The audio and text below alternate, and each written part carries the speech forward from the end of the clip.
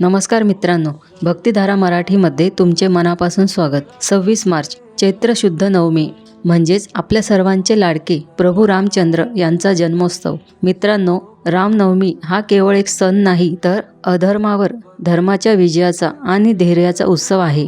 आजच्या या विशेष व्हिडिओमध्ये आपण पाहणार आहोत की रामनवमीच्या दिवशी घरामध्ये कोणते 5 सोपे पण अत्यंत प्रभावी उपाय केल्याने प्रभू रामांची कृपा आपल्यावर सदैव राहते आणि घरात सुख समृद्धी येते। व्हिडिओ शेवटपर्यंत नक्की पहा, कारण शेवटी मी प्रभू रामांच्या जीवनातील एक अशी प्रेरणा देणार आहे जी तुम्हाला कोणत्याही संकटात हार मानू देणार नाही। यंदा रामनवमी गुरुवारी येत आहे। प्रभू रामांचा जन्म दुपारी 12 वाजता झाला होता, त्यामुळे पूजेचा सर्वात शुभ मुहूर्त सकाळी 11:10 पासून ते दुपारी 1:30 पर्यंत आहे। या काळात केलेली पूजा आणि नामस्मरण 1000 पटीने फळ देते।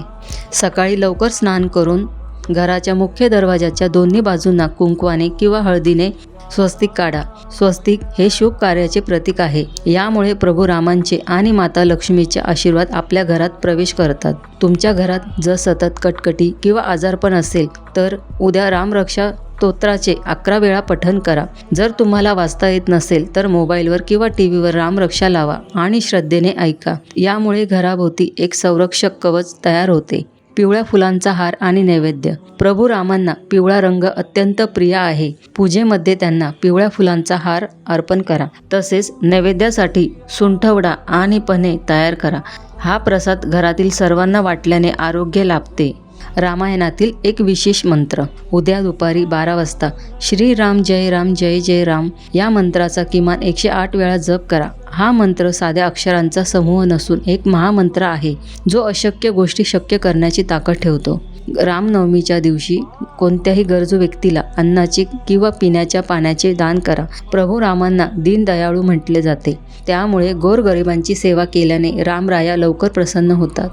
मित्रांनो, आपण उपाय तर करतोच, पण प्रभू रामांचा स्वभाव समजून घेणे जास्त महत्त्वाचे आहे। विचार करा, ज्या रामाला उद्या राजा म्हणून मुकुट मिळणार होता, त्याला त्याच रात्री कळतं की त्याला 14 वर्ष वनवासात जायचं आहे। अशा वेळी कोणताही सामान्य माणूस कोलमडला असता, पण प्रभू रामांनी काय केलं? त्यांनी हसत हसत आपल्या वडिलांचा शब्द राखला। वनवासात असताना त्यांच्याकडे सैन्य नव्हतं, सुखसुविधा नव्हत्या, पत्नीचं अपहरण झालं होतं, पण त्यांनी कधीही माझ्यासोबतच असं का असा प्रश्न विचारला नाही। ते संकटात डगमगले नाहीत, म्हणूनच ते मर्यादा पुरुषोत्तम झाले। आज आपल्याला हीच शिकवण घ्यायची आहे। संकट कितीही मोठं असू दे, रामासारखा संयम ठेवा, यश नक्कीच तुमचं असेल। तर मित्रांनो, ही होती रामनवमीची माहिती। हा व्हिडिओ जास्तीत जास्त लोकांपर्यंत शेअर करा, जेणेकरून प्रभू रामांचे आशीर्वाद सर्वांपर्यंत पोहोचतील। कमेंट्समध्ये जय श्रीराम लिहायला विसरू नका आणि आपल्या लाडक्या चॅनलला सबस्क्राईब नक्की करा। पुन्हा भेटूया अशाच एका माहितीपूर्ण व्हिडिओमध्ये।